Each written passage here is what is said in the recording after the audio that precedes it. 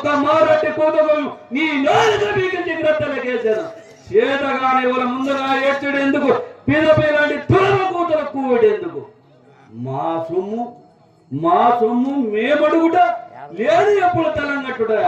అలా ఆయన ఈ రాజధానం కూడా దానిలోకి చేరినదా ఏమి తెలుపు. మునీంద్ర, నేను ఇప్పుడు చేత అవకాశంలో నీచ దరిద్ర గతి ఎందు ఉన్నాను. ఒక మాసము గడువ సంగిన ఏ పాటునైనా బడి మీ రుణము చెల్లించదు మహాత్మా. హరిశ్చంద్ర, మరియు నేనంత కఠినాత్ముడనేమయ్యా. మీరు ఒక మాసము గడువు అడుగుతున్నారు, నేను ఒక మండలము నీకు గడువు ఇస్తున్నాను. ఇస్తే ముందే అడుక్కుని ఎంత బాగుండేది. క్షమింపుడు మహాత్మా, నేను ఇక పోయి వస్తున్నాను. హరిశ్చంద్ర, నీకు దినదినము లభించు ద్రవ్యం అన్నపాదముల కింద వేయపరిచిన మా రుణం ఎట్లు తీరును? ఎప్పటికప్పుడే పుచ్చుకున్న మీకును మాకును సౌలభ్యముగా ఉన్నను. కావున నీపై నిలువుగా మా శిష్యుని నక్షత్రముడి పంపేదా. శిష్యా నక్షత్రగా నక్షత్రక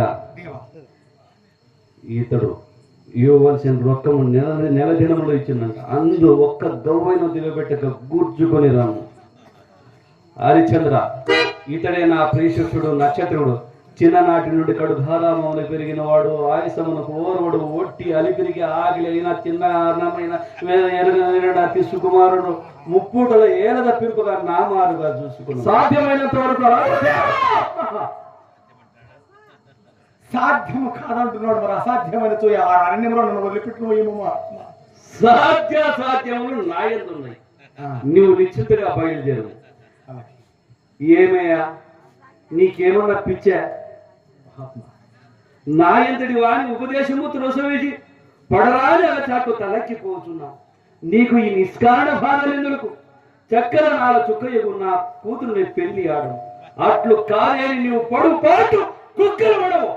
గాలినందన, నేను ఈ కష్టంలో అధికంగా భావించలేదు.